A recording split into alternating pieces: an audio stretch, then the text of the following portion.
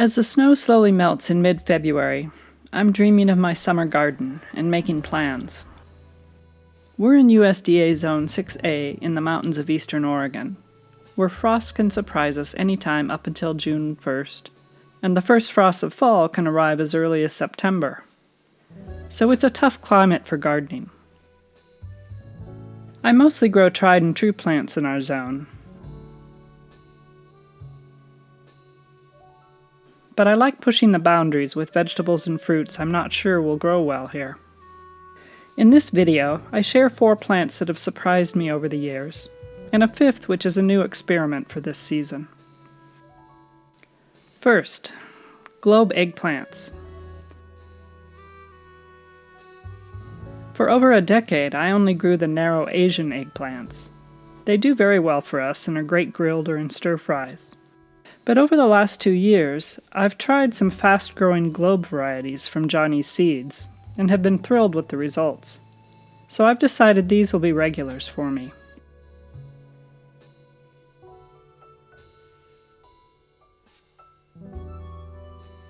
I especially love them for making a family favorite, baba ganoush. Second is a vegetable not very common in the US, bitter melon or bitter gourd.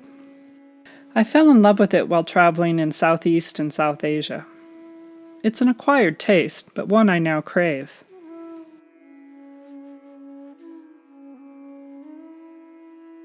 I'll admit my success with bitter melon is checkered. Some years I've had bumper crops. Other years the germination has been poor, or I don't get many fruits. But I keep trying because the fruits are worth it to me, and I also enjoy the beauty of the flowers and lacy leaves in my garden.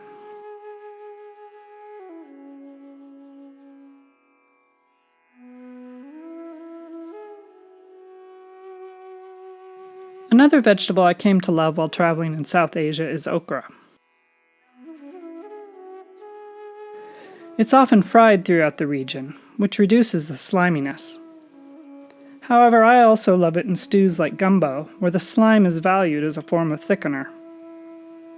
In India and Nepal, I remember okra plants growing more than 6 feet high, and being incredibly productive during hot, humid summers. In my garden, I feel lucky if the plants get to 2 feet high. But the short-season okra I grow does produce a decent number of fruits. And since no one else in my family craves it like I do, I pretty much have the okra all to myself. And a few plants produce all I can eat. The biggest surprise in my garden over the years has been our apricot tree. It's a Chinese apricot, also known as a Mormon apricot because of how well it does throughout Utah. I hesitated to plant an apricot for some years because I assumed any kind of apricot would be difficult to grow where we live. But our Chinese apricot has turned out to be one of our toughest and most productive fruit trees in our cold winter, dry summer climate. Because it blooms later than many apricots, it usually avoids the late spring frosts. We've had our current tree for about 8 years now, and love it so much, we ordered another this year. Of course, fresh apricots don't last long off the tree, but they're easy to freeze. We just cut them in half, remove the pits, spread them on a tray to freeze individually, and then put them into freezer bags. We don't bother with removing the skin or blanching. Frozen apricots work as well as fresh in many sweet and savory dishes. This year I'm trying ginger for the first time. I found this beautiful organic ginger on sale at Costco for less than $10. I've watched a number of YouTube videos on growing ginger in cold climates. Methods vary. I'm going with the approach of soaking the tubers in water for some days to force them to grow roots and buds. I change the water every day, and after just a week I'm seeing some encouraging signs. Eventually I'll plant the tubers into trays or pots in my sunroom, and when the soil warms up in June, I'll plant the sprouted tubers into my garden beds.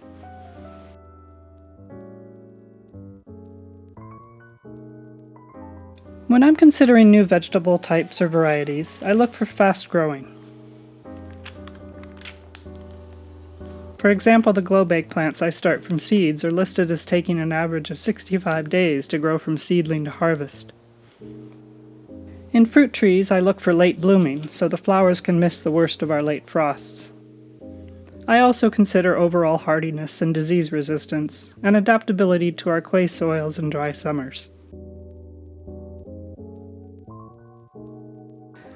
I'm curious to know what vegetables or fruits have surprised you in your growing zone. Please let me know in the comments.